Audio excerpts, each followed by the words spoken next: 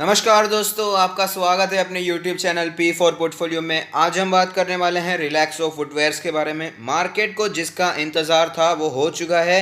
रिलैक्सो के quarter one के results आ चुके हैं और प्रॉफिट में हमें बढ़ोतरी तो देखने को मिली ही नहीं है। प्रॉफिट यहाँ पर आधा हो चुका है, आधा 50% का फॉल देखने को मिला है प्रॉफिट्स में। तो आगे आने वाले दिनों में कौन से लेवल्स और टारगेट्स हमें दिखाई दे सकते हैं उसके बारे में बात करेंगे। लेकिन उससे पहले अगर आपने चैनल को सब्सक्राइब नहीं किया है तो प्लीज़ सब्सक्राइब कीजिए और रेगुलर अपडेट्स पाने के लिए नोटिफिकेशन बेल को प्रेस कीजिए। साथ ही साथ टेलीग्राम चैनल को भी ज्वाइन कीजिए जिसकी लिंक डिस्क्रिप्शन बॉक्स में दी गई है।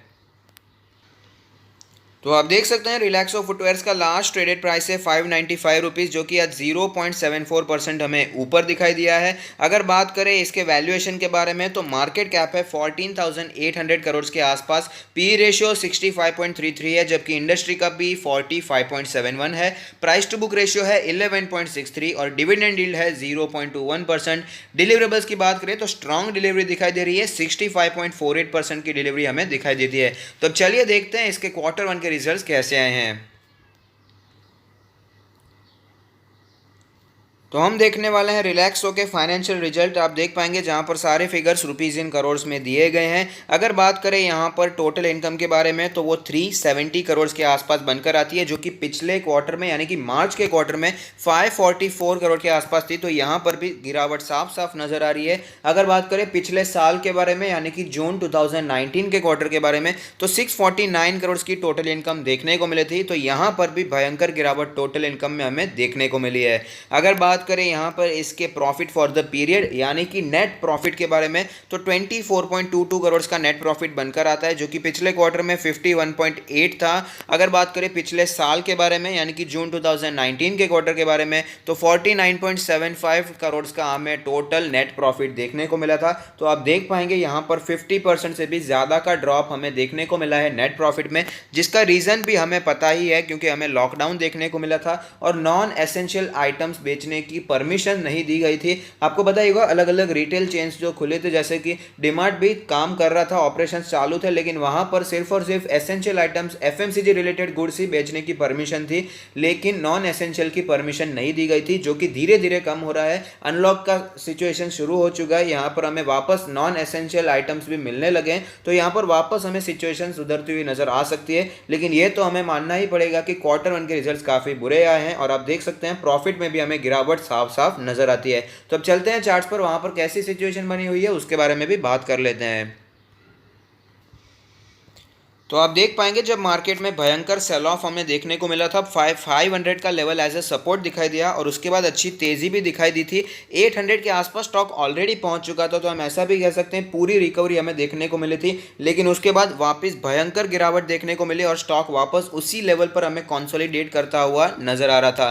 करंट मार्केट प्राइस और करंट सिचुएशन के बारे में बात करें तो 595 के आसपास करंट मार्केट प्राइस है और अपने 200 डेज के मूविंग एवरेज के भी नीचे ट्रेड कर रहा है। साथ ही साथ 20 डेज 50 डेज और 100 डेज के मूविंग एवरेज के भी नीचे हमें ट्रेड करता हुआ नजर आ रहा है। इंडिकेटर्स के बारे में बात करें तो मनी फ्लो इंडेक्स का नंबर कैलकुलेट होकर आता है 28.6। आप देख पाएंगे अच्छी खासी वीकनेस हमें यहाँ पर साफ साफ दिखाई दे रही है। ओवरसोल्ड सिचुएशन हमें यहाँ पर दिखाई देती है। अगर बात करें इसके आरएसआई के नंबर के बारे में तो आप देख पाएंगे कि आरएसआई का नंबर है 32.76। यहाँ पर भी कोई स्ट्रेंथ तो नजर नहीं आने वाली, यहाँ पर भी हमें वीकनेस नजर आ रही है। एमएससीडी के बारे में भी बात करते हैं तो आप देख पाएंगे एमएससीडी में भी जो सिचुएशन बनी हुई है यहाँ पर भी बियरिश क्रॉसओवर ही हो रहा है। बीच में दो बार कोशिश की गई थी कि एक बुलिश क्रॉसओवर हो जाए और थोड़ा सा बुलिश क्रॉसओवर होता था, लेकिन ज़्यादा टिक नहीं पाता और वापस बियरिश क्रॉसओवर हमें कंटिन्यू रहता हुआ नजर भी आता था। बॉलिंजर बैंड के बारे में बात कर लेते हैं तो आप देख पाएंगे कंटिन्यूसली स्टॉक अपने बॉलिंजर बैंड के लोअर बैंड के आसपास ही ट्रेड कर रहा है। कल आप देख पाएंगे लोअर बैंड के भी नीचे इसने जाने की कोशिश की थी, लेकिन वहां पर प्राइस रिजेक्शन देखने को मिला और थोड़ी सी हमें रिकवरी भी देखने को मिली है। लोअर बैंड है 588 का लेवल, मीडियम जो है वो है 622 के आसपास का लेवल, अपर बैंड जो है वो है 657 के आसपास का लेवल। पिवट पॉइंट्स के बारे में भी बात कर लेते हैं तो आप देख पाएंगे पिवट लेवल जो लेवल है वो है 681 के आसपास का लेवल, जिससे काफ़ी स्टॉक हमें नीचे ट्रेड करता हुआ नजर आ रहा है। सपोर्ट्स के बारे में बात करें तो यहाँ पर 577 का सपोर्ट हमें दिखाई देता है, जहाँ पर स्टॉक कल सपोर्ट लेकर हमें ऊपर जाता हुआ नजर भी आया था।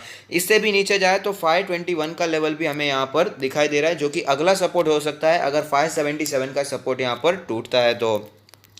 ऑल टाइम चार्ट पर चलते हैं, जहां पर एक कैंडल 1 मंथ को रिप्रेजेंट करेगी, जिससे हमें पता चलेगा कैसी मूवमेंट इसमें बनती हुई नजर आ रही है। तो आप देख पाएंगे स्टॉक ने धमाकेदार मूवमेंट बना कर दी है, धमाकेदार स्टॉक रहा है, मल्टी बैगर रिटर्न्स बना कर दिए हैं। कभी भी ज़्यादा डीप करेक्शन भी स्टॉक में देखने को नहीं मिल रहा है। जब भी करेक्शन देखने को मिलता है तो ये अपने 20 मंथ्स के ईएमए के आसपास सपोर्ट लेता है और वापस हमें तेज़ी कंटिन्यू रहती हुई भी नजर आती है। तो इस टाइम जो 20 मंथ्स का ईएमए है वो कैलकुलेट होकर आता है 545 के आसपास। स्टॉक ने जब पहले भी मार्केट में गिरावट थी तभी भी उसी लेवल के आसपास सपोर्ट लिया और वापस तेजी भी दिखाई थी, और अभी भी उसी लेवल को अप्रोच करता हुआ हमें नजर आ रहा है।